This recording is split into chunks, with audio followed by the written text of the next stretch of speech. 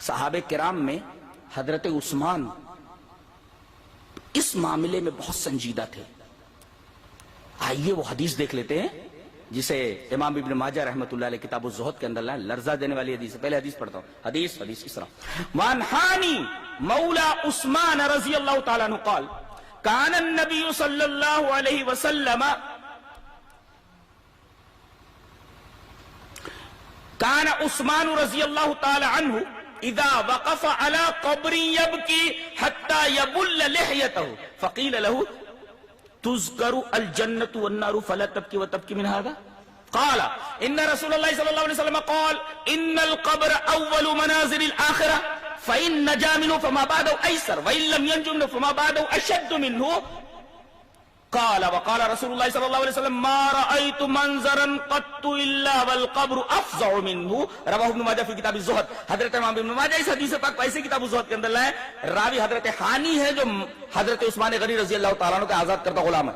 وہ کہتے ہیں کہ میں نے اپنے آقا کو حضرت عثمان کو دیکھا کہ یہ جب کسی قبر کے پاس سے گزرتے تو ٹھہر جاتے. دیکھا کہ یہ قبر ہے, آپ وہاں کھڑے ہو جاتے اور اتنا روتے کہ اپنی داڑھی کو تر کر لیتے. حتی یبل لحیتہ, بل یبل من تر کر لینا, ابتل من تر ہو جانا. تو اپنی داڑھی کو تر کر لیتے, اتنا روتے کہ داڑھی بھیگ جاتی. اسی قبر کے پاس کھڑے ہو کر روتے روتے. تو آپ سے سوال کیا گیا تذکر الجنت والنار, جہنم کا تذکرہ کیا جاتا ہے. ان کو جگہ دو, یہ شاید بہت دور اوپر جا رہے ہیں, کہیں دور. تذکر الجنت والنار, ایک لگا کر سیدھے بیٹھو. تذکر الجنت والنار فلا تبکی, جنت اور جہنم کا تذکرہ کیا جاتا ہے تو تم روتے نہیں. وہ تبکی من ہذا, قبر دیکھ لیتے ہو تو رونے لگتے ہو اور اتنا روتے ہو کہ بے حال ہو جاتے ہو. کیا بات ہے؟ قال, تو حضرت عثمان غنی نے فرمایا ان رسول اللہ صلی اللہ علیہ وسلم قال, رسول اللہ صلی اللہ علیہ وسلم نے یہ ارشاد فرمایا ہے کہ ان القبر اول منازل الاخرہ, کہ قبر یہ آخرت کے اسٹاپس میں سے, آخرت کے منازل میں سے, منزلوں میں سے پہلی منزل ہے. فَإِن نَجَا مِنْهُ, یہاں جو نجات پا گیا, فَمَا بَعْدَهُ أَيْسَرُ, تو اس کے بعد جتنے مرحلے سب آسان گزریں گے. وَإِن لَمْ يَنْجُ مِنْهُ, اگر اس مرحلے میں وہ ناکام ہو گیا, نجات نہیں پائی, فَمَا بَعْدَهُ أَشَدُّ مِنْهُ, تو پہلے سے زیادہ سخت مراحل اس کو درپیش ہونے والے ہیں, بہت برا معاملہ ہونے والا ہے اس کے ساتھ.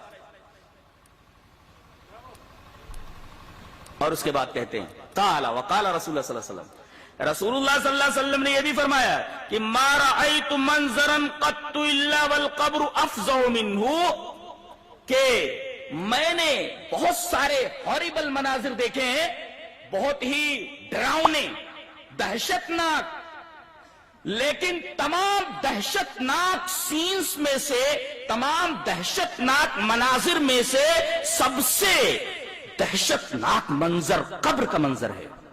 اس سے زیادہ دہشتناک منظر اور کوئی نہیں ہو سکتا. یہ نبی کریم صلی اللہ علیہ وسلم نے فرمایا. دنیا میں جتنے بھی مناظر ہوتے, کہیں ایکسیڈنٹ ہو جاتا ہے, آدمی کیسی حالت میں رہتا ہے, آدمی دیکھ کر کے ڈر جاتا ہے. بہت سارے ایسے خوفناک مناظر ہوتے, نبی کریم صلی اللہ علیہ وسلم نے فرمایا کہ سب سے زیادہ خوفناک منظر اگر کوئی ہے تو وہ موت کا منظر ہے, قبر کا منظر ہے. اس سے زیادہ خوفناک منظر اور کوئی نہیں. یہ حضرت عثمان غنی رضی اللہ تعالی عنہ کا معاملہ.